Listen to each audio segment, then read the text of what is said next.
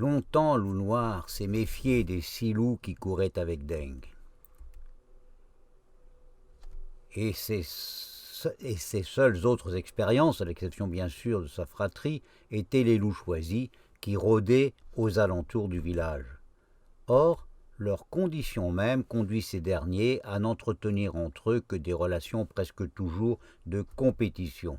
Le plus souvent, leur confort ne dépend pas de leur qualité personnelle ou d'une quelconque entente qu'ils auraient pu maintenir les uns avec les autres, mais du regard que l'homme porte sur chacun d'eux.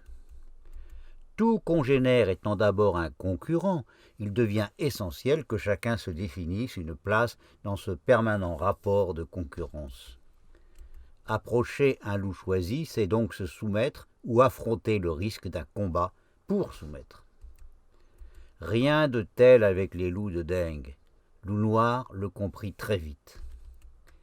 Le monde de ces derniers est resté la nature sauvage, c'est-à-dire une nature impitoyable où la mort rôde à chaque pas, sans pitié, pour qui gaspille ses efforts à ce qui n'est pas la survie de chaque instant. Les 6 loups noirs de Deng, un couple et 4 mâles plus jeunes, sont de rudes animaux, muscles d'acier, aptes aux courses les plus rudes et les plus épuisantes, inflexibles à l'effort, tenaces à l'épuisement, et qui prirent sans autre manière Loup Noir et sa fratrie pour partenaires de course. La course menée par Deng, les 10 animaux sont parfaitement conscients de leur rôle. Les 2 pieds, incroyablement inaptes aux poursuites brèves et rapides, sont au contraire excellents pour les courses longues où ils se montrent capables d'éreinter les meilleurs coureurs parmi les loups. En revanche, pour ce qui est d'éventer quoi que ce soit, peine perdue, un 2 pieds ne sent rien venir, et les loups savent comment l'on compte sur eux pour ce rôle. Ils ont donc prévenu Deng aussitôt qu'ils ont senti les 2 pieds devant eux.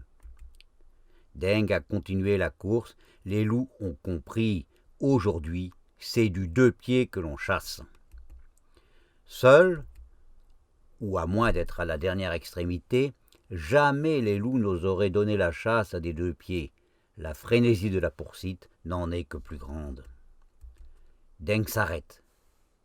Il cache loup et 2 pieds dans les taillis. Les 6 loups noirs ont aussitôt compris. Ils connaissent le stratagème qu'ils utilisent parfois entre eux. Un membre de la chasse mime qu'il est blessé ou presque déjà mort. Si les poursuivis sont des mangeurs de viande et les 2 pieds le sont comme les loups, les chances sont grandes qu'ils s'empressent vers ce qui leur paraît une proie facile, venant elle-même à portée des chasseurs. La grande fête du carnage peut alors commencer. Loup Noir, son frère et les 2 louves qui n'ont pas d'expérience de ce genre sont un peu décontenancés, mais ils imitent cependant.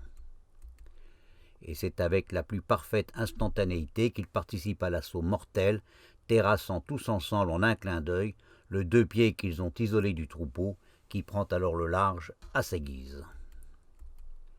Belle chasse en vérité, et qui n'a coûté tout compte fait qu'assez peu de peine.